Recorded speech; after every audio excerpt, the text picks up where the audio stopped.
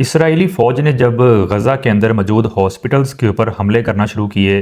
تو جو international human organisations ہیں یا پھر جو عالمی انسانی حقوقی تنظیمیں ہیں انہوں نے اسرائیل سے یہ کویسچن ریز کیا یا پھر جو اسرائیل کے اسٹیٹ ریپریزنٹیو ہیں ان سے یہ سوال کیا گیا کہ ہاسپٹلز کے اوپر آپ کس بات کو جواز بنا کر حملے کر رہے ہیں، کیونکہ یہ انٹرنیشنل ہیومن لا ہے کہ جب بھی جنگ ہوتی ہے یا پھر اس قسم کے واقعات ہوتے ہیں تو ہاسپٹلز کے اوپر حملے بالکل نہیں کیے جاتے۔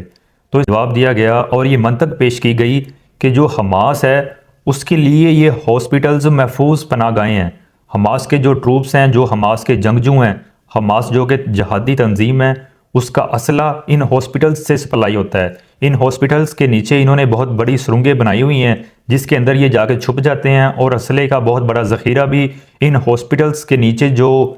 سرنگیں ہیں ان کے اندر موجود ہے۔ مزید یہ لاجک دی گئی کہ جب یہ جنگ شروع ہوئی تھی تو حماس نے چونکہ اسرائیل کے بہت سے فوجیوں اور عام لوگوں کو اپنے ساتھ یرغمال بنا لیا تھا، تو ان کا یہ بھی کہنا ہے کہ ان کے جو ہاسٹیجز ہیں، جن لوگوں کو یرغمال بنایا ہے، ان کو ان ہاسپٹلز کے اندر رکھا گیا ہے، اس لیے ہم ان ہاسپٹلز کے اوپر حملے کر رہے ہیں۔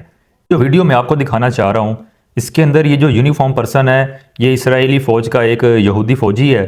اور یہ جو سول پرسن ہے یہ امریکن براڈ کاسٹنگ چینل کا ایک اینکر پرسن ہے۔ یہودی فوجی اس اینکر پرسن کو اپنے ساتھ اس ہاسپٹل میں لے کے جاتا ہے کہ جس کے اوپر بمباری کر کے اسرائیل نے جس ہاسپٹل کا کنٹرول سنبھال لیا ہے، اور اس کو وہ دکھا رہا ہے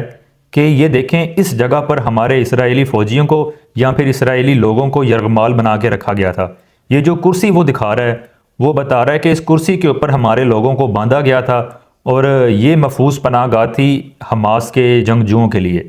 اور اس کے بارے میں وہ اینکر پرسن جو کہ امریکن براڈ کاسٹنگ چینل کا اینکر پرسن ہے وہ سوال کرتا ہے کہ آپ یہ یقین کے ساتھ کہہ سکتے ہیں کہ اسی کرسی کے اوپر ہی آپ کے ہاسٹیجز کو یا پھر جو لوگ یرغمال بنائے ہیں ان کو بٹھایا گیا تھا؟ تو وہ یہودی جو اسرائیلی فوجی ہے دیکھیں وہ کس ڈٹھائی کے ساتھ اتنی مضحکہ خیز اور ان لوجیکل بات کر رہا ہے۔ وہ کہتا ہے کہ ہم اس کرسی کا فورنسک کرائیں گے، یعنی کہ ہم اس کرسی کو لیبارٹری کے اندر لے کے جائیں گے، اس کے ہم فنگر پرنٹ چیک کریں گے اس کے اوپر، اور جو خون کے چھوٹے چھوٹے دبے جو کہ عام آنکھ سے نظر نہیں آتے، جو کہ لیبارٹری میں جا کے ان کو ٹیسٹ کیا جاتا ہے،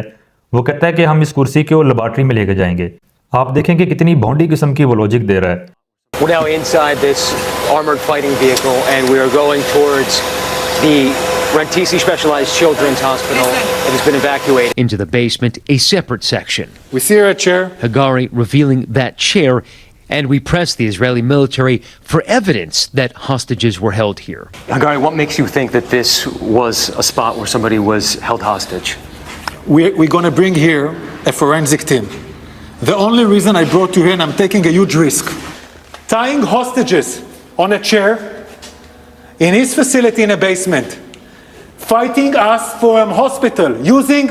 the children here in this hospital, a hospital for children, as a human shield. This is Hamas. But the hospital's director tonight denying Israel's claims, saying the facility was used for displaced families, not hostages. اس کے علاوہ جتنے بھی international news channel ہیں ان کا یہ کہنا ہے کہ اس کے علاوہ کوئی بھی ثبوت اب تک اسرائیل دنیا کے سامنے نہیں لا سکا جس چیز کو جواز بنا کے انہوں نے فلسطین کے جو ہاسپٹلز ہیں ان کے اوپر بمباری کرنا شروع کی ہے۔ ایک بات آپ بخوبی گوش گزار کر لیں کہ جب امریکہ یا پھر اس کے اتحادی کسی بھی ملک کے اوپر حملہ کرنے کا سوچتے ہیں نا تو ان کو پوری دنیا کو کسی بھی قسم کی کوئی لاجک، کوئی منطق یا پھر کوئی بھی ایسی پریکٹیکل تھنک سامنے لانے کی ضرورت نہیں ہے، اور نہ ہی ان سے کوئی یہ چیز ڈیمانڈ کرتا ہے۔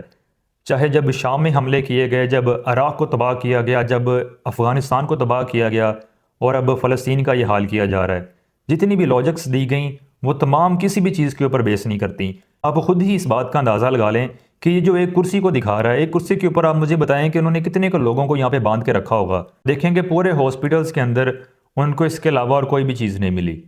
حالت یہ ہے کہ مسلمانوں کا خون بہانے کے لیے آپ کو کسی بھی وجہ کی ضرورت نہیں ہے۔ پورا انٹرنیشنل میڈیا اس چیز کو دکھا رہا ہے پوری دنیا کے سامنے کہ یہ مسلمانوں کے ساتھ سراسر ظلم اور زیادتی ہو رہی ہے، لیکن دیکھ لیں امریکہ اور اسرائیل کے اوپر اور ان کے اتحادیوں پر اس چیز کا ذرا فرق نہیں پڑتا۔ اے باد صبا کملی والے سے جا کہیو یہ پیغام میرا، امت بیچاری کے قبضے سے دین بھی گیا اور دنیا بھی گئی۔